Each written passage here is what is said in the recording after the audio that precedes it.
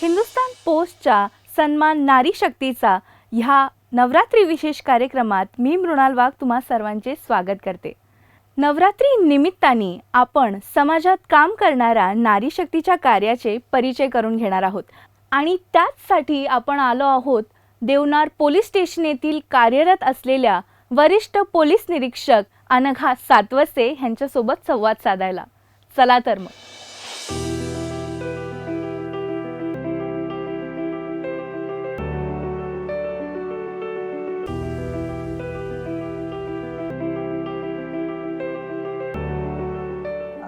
नव्वदच्या दशकात क्राईम ब्रांचमध्ये मी युनिट 10मध्ये MIDCला होते।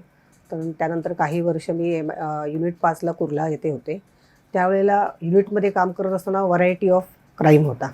म्हणजे त्याच्यामध्ये रॉबरी असायची, चोरी असायची, मर्डर असायचे किंवा त्यावेळेसच्या ज्या महत्त्वाच्या केसेस होत्या, म्हणजे त्यावेळेला मला वरिष्ठांच्या सोबत खूप चांगल्या केसेसमध्ये काम करायची संधी मिळाली।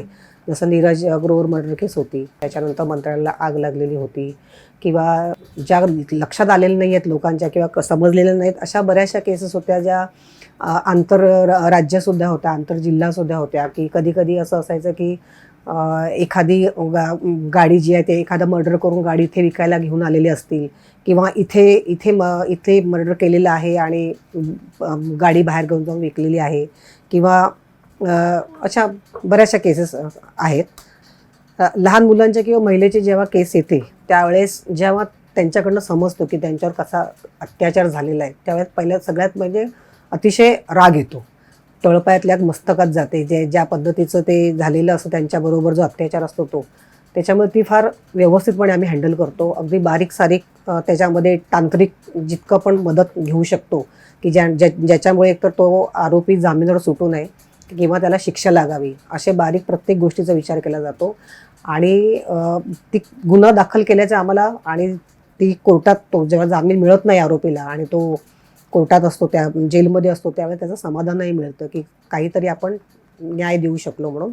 आणि दुसरी गोष्ट अशी आहे की मुंबई पोलिसांकडनं जी पोस्कोबद्दल किंवा महिलांच्या जागरूकतेबद्दल ज्या विविध योजना आहेत, कॅम्पेन असतात पोस्कोबद्दलची, जसं की पोलीस दिदी कार्यक्रम आहे, त्याच्यानंतर वेगवेगळ्या शाळेत जातो आम्ही, त्याच्यानंतर आम्ही वेगवेगळ्या कॉर्पोरेट ऑफिसमध्ये सुद्धा जातो महिलांना माहिती देण्यासाठी की त्या महिलांच्या संदर्भातील गुन्हे कोणकोणते आहेत आणि कशा पद्धतीने त्यांना मदत मिळू शकते। जसं की 100 नंबर आहे किंवा 103 नंबर आहे, 1098 आहे, असे जे वेगवेगळे नंबर आहेत, तर ह्याचा फीडबॅक आम्हाला खूप चांगला मिळतो।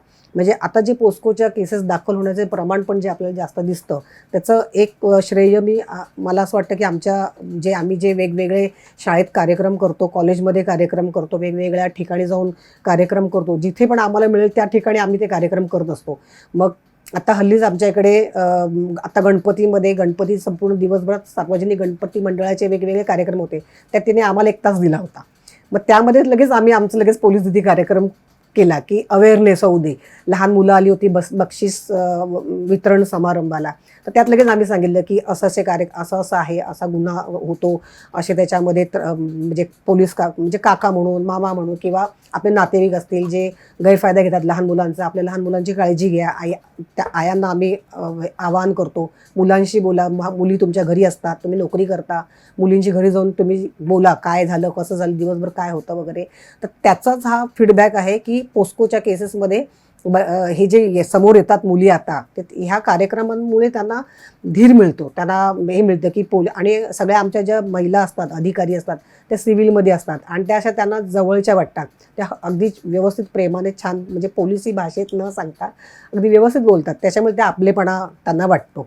पोलीस स्टेशनला सुद्धा पोस्कोसाठी ज्या महिला अधिकारी सगळ्या वेगळ्या असतात, त्याच्यामुळे पोस्कोच्या केसेस ज्या आहेत त्या अतिशय संवेदनशीलपणे आणि अतिशय नाजूकपणे आम्ही हाताळत असतो की लहान मुलांना आमच्याबरोबर कम्फर्टेबल वाटेल अशा पद्धतीने आम्ही त्यांच्याशी बोलून त्याप्रमाणे आम्ही त्यांना मदत करत असतो। 25 वर्षाच्या सेवेमध्ये बऱ्याचदा कर्तृत्ववान महिला म्हणून आमच्याकडे आंतरराष्ट्रीय महिला दिनानिमित्त जे पोलीस कार्यक्रम होतात त्यावेळेला मला सलग 2 वर्ष मिळालेला होता तो।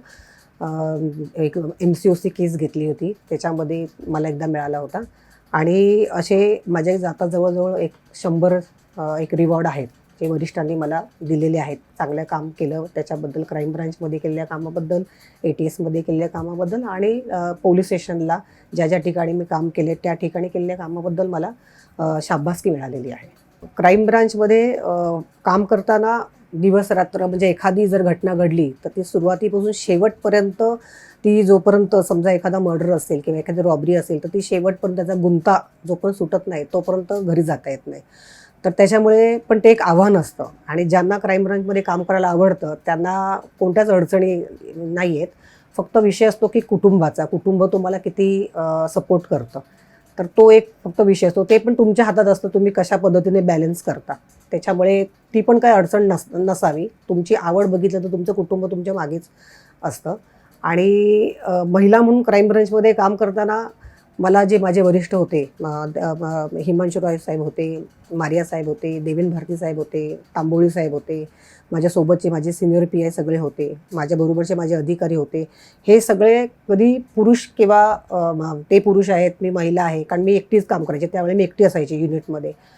तर माझ्यातलं कॅलिबर किंवा माझी जी आवड आहे ती त्यांच्या लक्षात यायची की कुठल्याही ठिकाणी जाताना सोबत येणार, रात्र असू दे दिवस असू दे. त्यामुळे तिथे महिला किंवा पुरुष असा कधी भेदभाव नव्हता. त्याच्यामुळे तशी काही अडचण नाही आली आणि कधीच कोणी असं डिमोरलाइज नाही केलं. उलट चांगलं काम केलं तर वरिष्ठांनी अगदी पत्रकार परिषदेमध्ये सुद्धा मारिया साहेबांनी एकदा एक मर्डर होता जो माणिकपूरच्या हद्दीत झालेला होता वसईला आणि कुणालाही माहीत नव्हतं आणि इन्फॉर्मंटने इन्फॉर्मेशन दिली होती की मर्डर झालेला आहे म्हणून. आणि त्याला आम्ही आरोपीला पकडलं तरीसुद्धा आम्हाला मृतदेह मिळालेला नव्हता. वसईवाल्यांना पण मिळाला नव्हता. त्याच्यानंतर तो मिळाला. म्हणजे अशी ती घटना होती की नातेवाईकांना माहीत नाही, पोलिसांना तिकडच्या माहीत नाही, मृतदेह मिळाले नाही आणि आरोपी मला मिळालेला होता. तर मारिया साहेबांनी त्यावेळेस माझं खूप कौतुक केलेलं आणि पेपरमध्ये पण त्यांनी देताना माझं कौतुकाने त्याचा अभिमानाने उल्लेख केला होता. ते मी कधी कायम लक्षात आहे माझ्या की साहेबांनी त्यावेळेस खूप माझं कौतुक केलं म्हणून. आणि त्याच्यामुळे मला अधिक काम करायची प्रेरणासुद्धा मिळाली. आता रिटायरमेंटला मला 6 वर्षे बाकी आहेत. तर आत्तापर्यंत जो काही अनुभव आहे, जे काही मला येतं, जे काही माहिती मिळते, जे काही अनुभव येतं, आता जे आमच्याकडे पोलीस स्टेशनला दरवर्षी नवीन प्रोबेशनरी मुलं येत असतात. तर ते जेव्हा येतात तेव्हा मी ॲडमिन PI असते, तर माझ्याकडे ते असतात, मी त्यांची पालक असते. त्यावेळी पहिल्या दिवसापासून त्यांचे जे ट्रेनिंग असतं तर ते प्रत्येक महिन्याचं ट्रेनिंग आणि आम्हाला आलेला अनुभव हे त्यांना सांगणं आणि त्यांना त्याप्रमाणे घडवणं किंवा ते त्या पद्धतीने तयार होणं हे मला आवडतं त्यांना सांगणं. एखादी NC असेल, एखादा CR असेल तर त्याच्यामध्ये आम्ही काय अनुभव घेतला किंवा कसं असू शकतं हे त्यांना सांगणं आणि ते त्यांनी त्या पद्धतीने तयार होणं, ऑफिसर घडणं हे मला खूप आव्हानात्मक मला हे आवडतं की येणाऱ्या मुलांना शिकवणं, त्यांना सांगणं असं आहे, आपलं पोलीस खातं असं आहे आणि अशा पद्धतीच्या केसेस असतात, तुम्ही असे क्रॅक करा किंवा असे अनुभव असतात, अशी अडचण येऊ शकते, तुम्ही असं पेपरवर्क बनवा किंवा आता असं करा. हे जे आमचा जो अनुभव आहे हे त्यांना सांगायला खूप आवडतं मला आणि मला परत क्राईम ब्रांचमध्ये काम करायला आवडेल.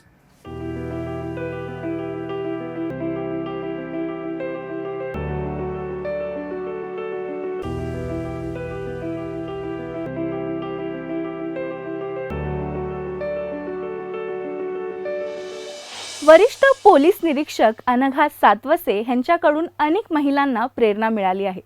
आपल्या क्षेत्रात काम करत असताना समाजासाठी कसं काम करायचं हे देखील आपल्याला आज प्रत्यक्ष पाहायला मिळालं. आजच्या भागात इथेच थांबूयात. उद्या पुन्हा भेटूयात एका नव्या नारी शक्तीसह. हा व्हिडिओ तुम्हाला कसा वाटला हे आम्हाला कमेंट सेक्शनमध्ये नक्की कळवा.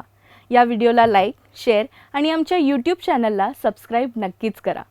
बोला आई जगदंबेचा उदो उदो.